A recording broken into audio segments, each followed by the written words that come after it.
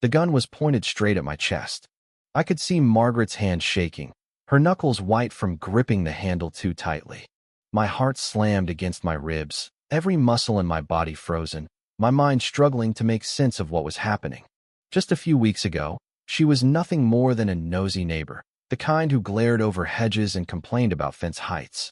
Now, she was standing in my driveway, wild-eyed, yelling about how this house was hers, how I had stolen it from her, how I had left her no choice. The world around me blurred. The distant hum of my landscaper's equipment, the neighbors peeking from their porches, the soft rustling of leaves in the wind. It all felt muted, insignificant, drowned out by the weight of the moment. Margaret's finger twitched near the trigger, and for the first time in my life, I genuinely wondered if this was how it ended. All because of a house. All because of a woman. It wasn't supposed to be like this. Moving into my first home was supposed to be a dream, a milestone, the kind of thing you work for years to achieve. And in the beginning, it was perfect.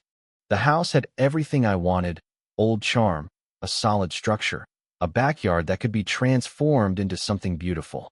It was nestled in a quiet neighborhood where the homes had character, unlike the modern cookie-cutter houses I had always hated. The day I signed the papers, I stood on the porch, admiring the way the afternoon sun kissed the roof, feeling that deep satisfaction of knowing I had worked hard for something that was finally mine. The previous owner, an elderly woman named Eleanor, had kept the place in good shape but hadn't done much updating, which meant I had plenty of plans. Landscaping, repainting, maybe even knocking down a wall to open up the kitchen. It was going to be a fresh start, a new chapter. What I hadn't accounted for was Margaret. I met her within hours of moving in. She appeared at my doorstep like she had been waiting, arms crossed, a fake smile plastered across her face. She introduced herself in that overly sweet tone that didn't quite mask the judgment lurking beneath. At first, I thought she was just one of those old-school neighbors who didn't like change, the type who still called people whippersnappers and reminisced about the good old days when kids rode their bikes instead of staring at phones. But something about the way she lingered, the way her eyes darted around my house like she was taking inventory, put me on edge. She didn't welcome me to the neighborhood. She didn't ask about my plans or offer any friendly advice. Instead, she told me flat out, without a hint of humor, that Eleanor had always said the house would go to her one day. I laughed because I thought she was joking. She wasn't. From that moment, Margaret made it clear that she wasn't happy about my presence. The passive-aggressive comments started immediately. Eleanor never would have changed that. She would say whenever I so much as moved a chair on the porch, "That house has a history, you know. It's meant to stay the way it was." At first, I ignored her. Everyone has that one weird neighbor, right? The type who thinks they own the entire block just because they've lived there the longest. But Margaret wasn't just weird. She was relentless. The moment the renovation work began, she escalated.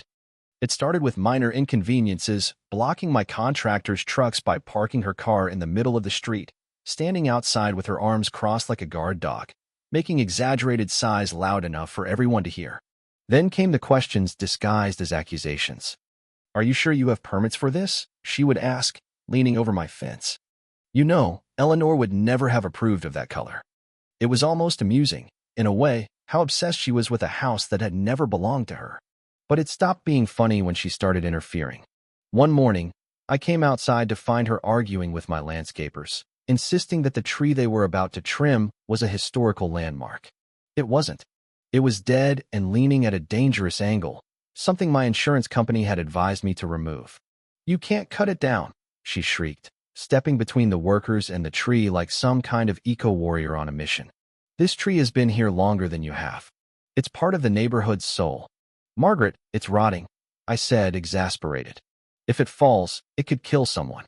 "Then let nature take its course," she snapped, as if gravity and lawsuits weren't real things. I had to physically escort her off my property that day. It wasn't easy.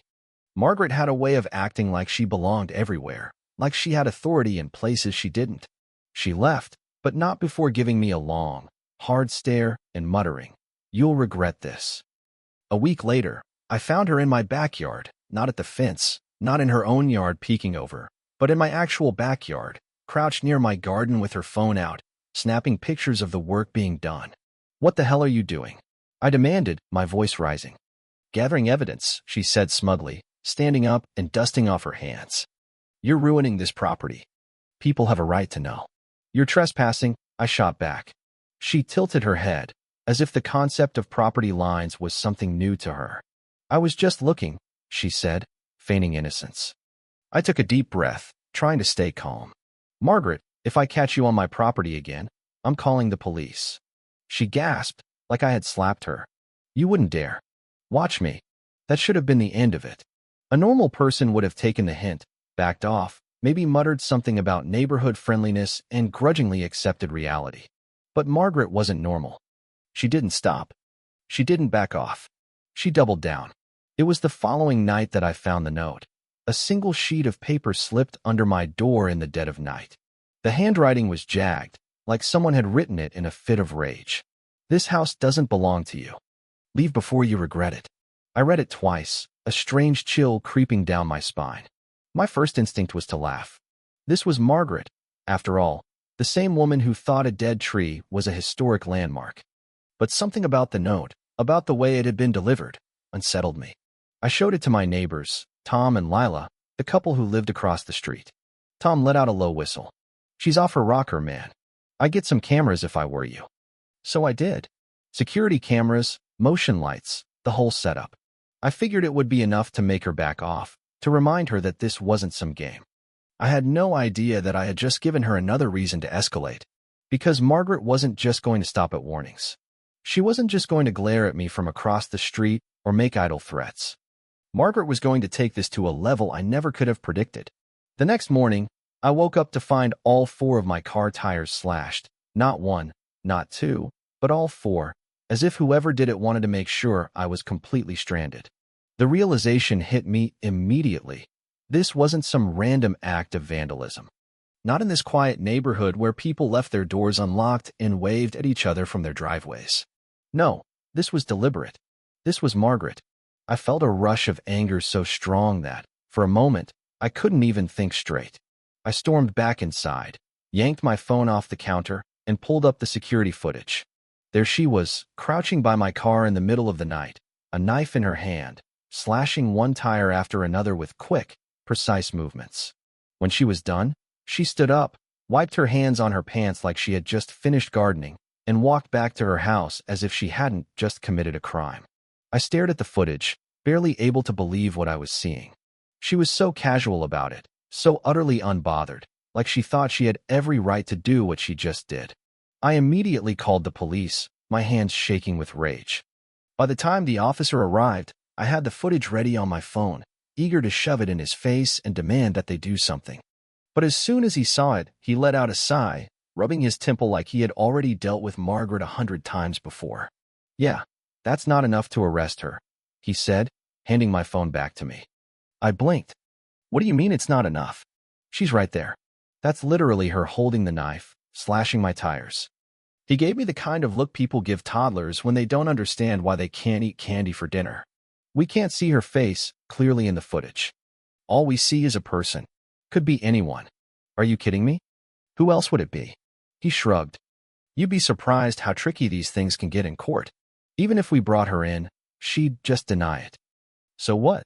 She gets to do whatever she wants. I'd recommend filing a report, installing more cameras, and maybe getting a protective order if she keeps harassing you. I wanted to scream. I wanted to grab him by the collar and shake him until he understood that a woman like Margaret didn't stop. She wouldn't see this as a warning. She would see it as a victory. But what choice did I have? I filed the report, called a tow truck, and spent half my day getting my tires replaced. And just as I predicted, when Margaret saw the police leave without arresting her, she had the audacity to stand on her porch and smile at me, like she had just won a game I didn't even know we were playing. I should have known that wasn't the end. The next few days, she ramped up her insanity, testing how far she could push before I snapped. I caught her whispering to neighbors, pointing at my house like she was telling them some dramatic tale of how I was destroying a piece of history. She started spreading rumors that I was violating zoning laws, calling the city to report false code violations. Inspectors showed up at my door more than once, confused as to why they had been sent when everything was perfectly legal. One night, I woke up to the sound of banging. Groggy and disoriented, I stumbled to my front door and yanked it open, expecting to see a contractor who had come too early. Instead, I found Margaret standing there, her eyes wild, her breathing heavy. "You need to stop," she hissed. "You're ruining everything." I was too stunned to speak. It was 3 a.m. She was standing on my porch in her nightgown, her hair a mess, like she had been up all night stewing in her delusions. "Margaret, go home," I said, barely keeping my voice steady. "This house was supposed to be mine," she snapped, her voice shaking with barely contained rage. "Eleanor told me. She promised." "She didn't. Her family sold it to me." "She lied to them," Margaret screamed, stomping her foot like a child throwing a tantrum. "She told me, not them. She told me she wanted me to have it." I took a slow, deep breath, resisting the urge to grab my phone and call the police right then and there. "Margaret, you need to leave my property. You don't deserve this house," she spat. "You don't understand its history. You don't appreciate it the way I do. You're just ruining it." "I'm improving it," I shot back. "And it's mine, Margaret. Nothing you say or do is going to change that." Her face twisted into something ugly, something almost inhuman, like she couldn't process the fact that I wasn't giving in. Then, without another word, she turned and stormed back to her house, slamming her door so hard I could feel the vibration from where I stood.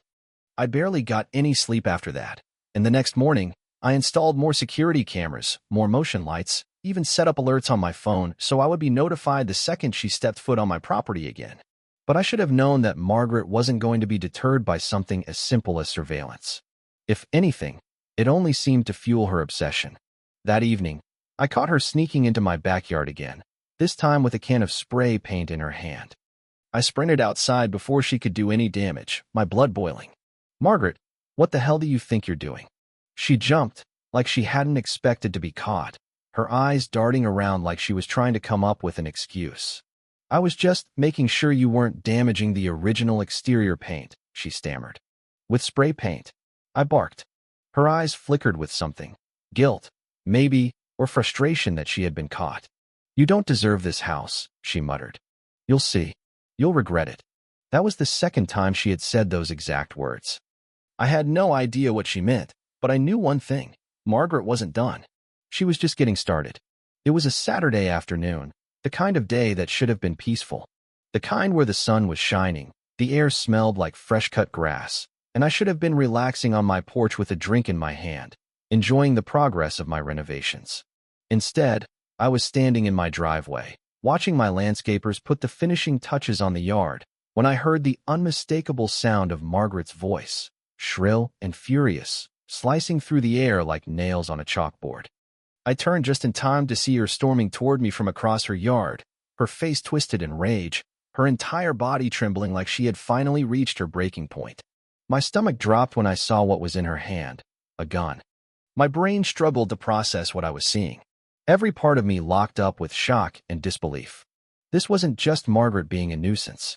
This wasn't another ridiculous complaint or petty act of vandalism.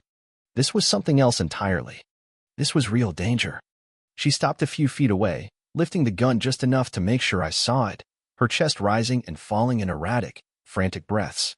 My workers dropped their tools, the clattering sound echoing as they backed away slowly, whispering to each other in alarm. Tom and Lila, who had been chatting with me just moments before, exchanged panicked glances before taking several cautious steps back.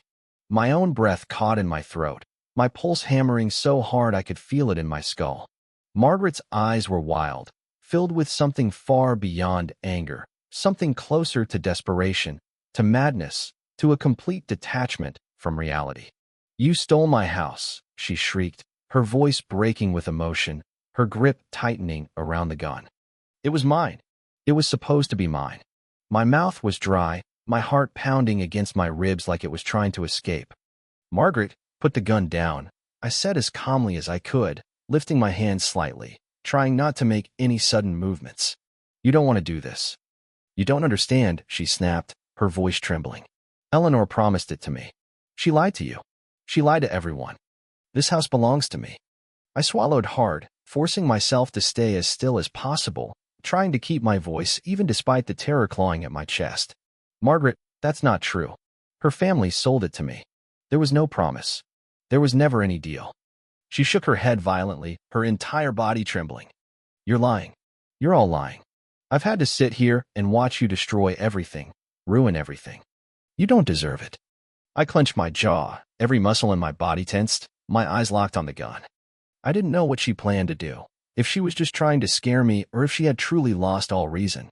But either way, I wasn't about to take any chances. The entire street had gone eerily silent, neighbors peering out from behind their curtains, frozen in disbelief. It felt like time had slowed, like the world had narrowed down to just me and her, to this single moment that could change everything. Margaret, please listen to me, I said, forcing myself to take a careful step forward. This isn't the way. You don't want to do this.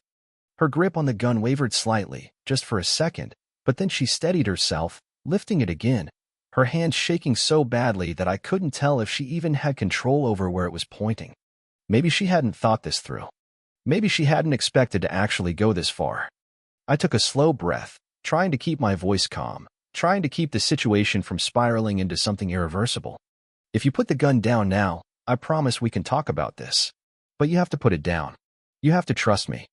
Margaret's eyes darted around, her breath coming in short, ragged gasps. I could see the hesitation, the cracks forming in whatever fantasy she had built in her mind. And then, in the distance, the sound of sirens. Someone had called the police. She heard it too. Her head snapped toward the noise, her body tensing as she realized she was running out of time, that this was all about to end. That split second of distraction was all it took. One of the landscapers, a guy named Carlos, moved fast, faster than I even had time to process. He lunged forward, knocking into her, sending both of them crashing to the ground. The gun flew from her hands, skidding across the pavement. I didn't even think. I ran, grabbing the gun before she could, my hands shaking so badly I could barely hold it. Margaret screamed, thrashing beneath Carlos, but he held her down, his face set in grim determination.